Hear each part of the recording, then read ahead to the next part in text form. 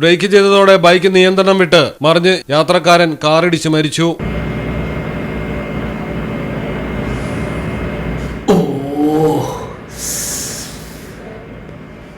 കോഴിക്കോടാണ് അപകടം നടന്നത്. പേരാമ്പ്ര ചങ്ങരോത്ത് മുതുവണ്ണാച്ച സ്വദേശി 22 വയസ്സുള്ള അശ്വിൻ രാജാണ് ഗുരുതരമായി പരിക്കേറ്റ് മരിച്ചത്. നടുവണ്ണൂർ കരവണ്ണൂർ ഭാഗത്ത് വെച്ച് തിരക്കുള്ള സമയത്താണ് അപകടം നടന്നത്.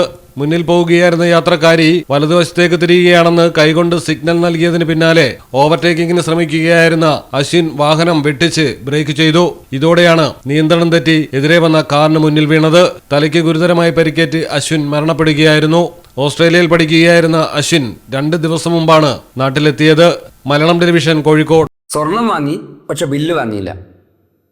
അയ്യോ, കടക്കാരൻ പറഞ്ഞിട്ടുണ്ടാവും ബില്ല് വേണ്ട, GST ലാഭിക്കാന്നൊക്കെ. ഒരു ചെറിയ ലാഭത്തിന് വേണ്ടി എത്ര വലിയ റിസ്ക് എടുക്കുന്നത്.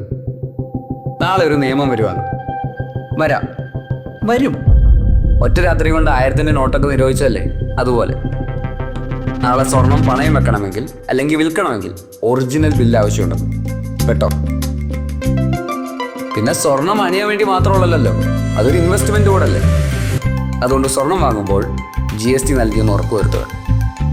സഫ ഗോൾഡ് ആൻഡ് ഡയമണ്ട്സ് ഒറിജിനൽ ബില്ലോടുകൂടി മാത്രം സ്വർണം വിൽക്കുന്നു. Safa Gold and Diamonds, different by design.